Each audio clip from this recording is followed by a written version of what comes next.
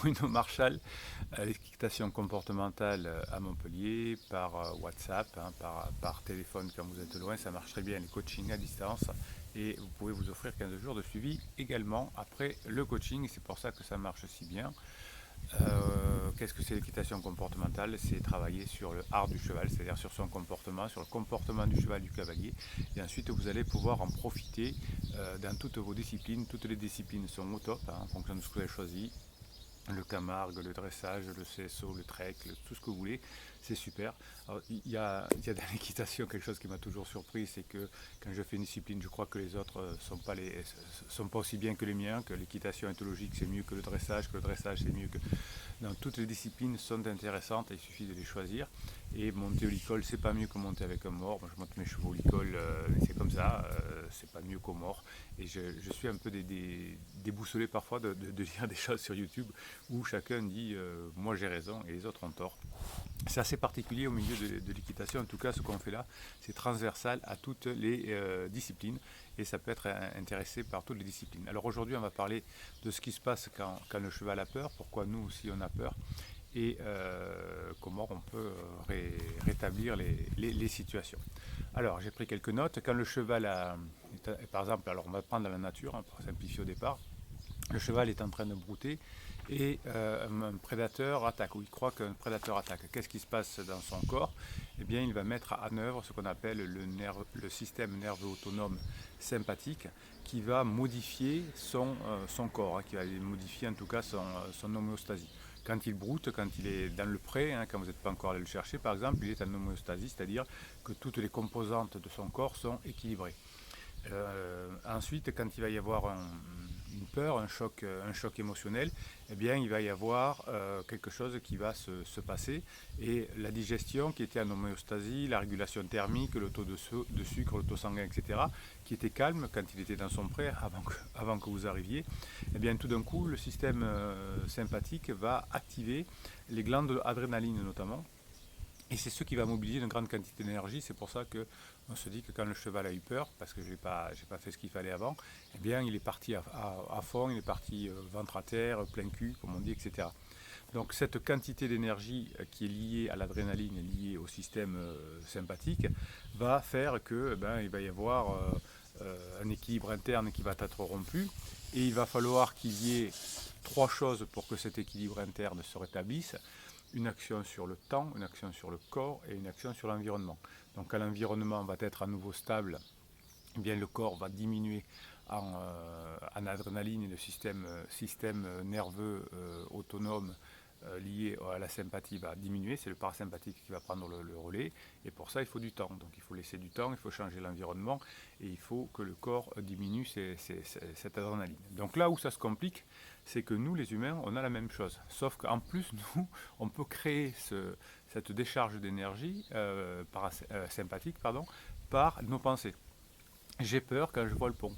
Peut-être que le cheval va avoir peur. Ou hier il est passé à ce pont, il a eu peur, donc il y a le passé et le futur qui nous influencent. Et donc on va se mettre, nous, par les pensées, même s'il n'y a pas encore de loup qui attaque, et on va créer on va briser l'homéostasie dans notre corps. Et qu'est-ce qui va se passer? C'est que nos neurones miroirs avec le cheval vont se mettre en adéquation. Et vous savez que le cheval a des neurones miroirs comme les singes, les chiens, les chats et les êtres humains et les dauphins aussi. Et donc, toutes nos émotions, le cheval vit les mêmes. Hein, c'est comme ça qu'il peut sauver sa vie. Quand un prédateur attaque, il sent les émotions du prédateur, et notamment c'est aussi ces variations de rythme cardiaque, mais ça passe surtout par le neurone miroir.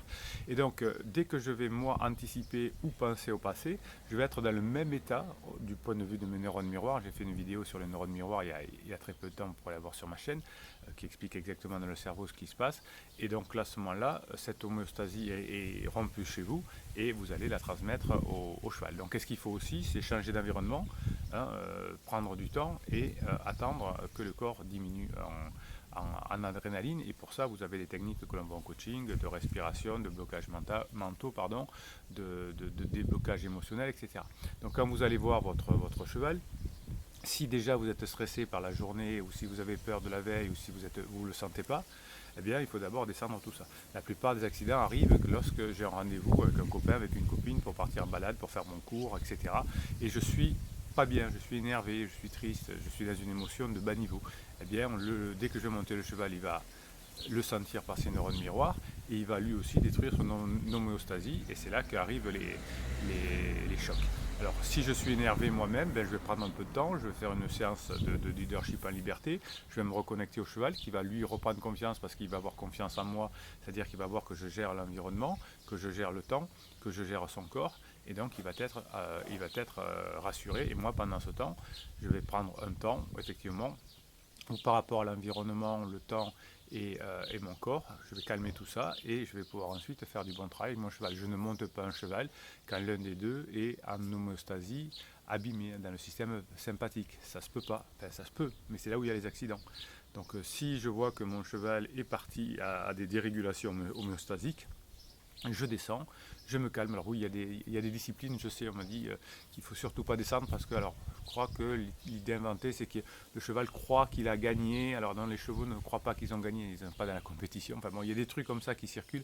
Non, si le cheval ou vous êtes en rupture homéostasique, vous descendez, vous laissez du temps, vous changez d'environnement, vous détendez son corps et votre corps, et là vous pouvez repartir. On ne fait pas travailler un cheval qui est dans un système d'homéostasie perturbée, c'est-à-dire qu'il est sous système sympathique. On travaille un cheval quand il est sous système parasympathique. Ce devrait être le cours numéro 1 du GADO 1 ou apprendre cela au cheval premier jour du débourrage. C'est pas encore tout à fait dans les mœurs, l'équitation progresse bien évidemment, mais je suis ravi car il y a beaucoup de cavaliers intelligents qui commencent à comprendre ça et qui commencent à comprendre scientifiquement comment fonctionne le corps de l'humain, le corps du cheval, le cerveau, les neurones miroirs, l'homéostasie, tout ça. On commence à y rentrer et c'est pour ça que notre équitation va s'améliorer, va devenir plus souple, va devenir plus agréable dans les années à venir car chacun va atteindre ces compréhensions-là. Voilà, donc si vous voulez échanger, c'est dessous là en commentaire avec cette communauté qui est bienveillante. Hein.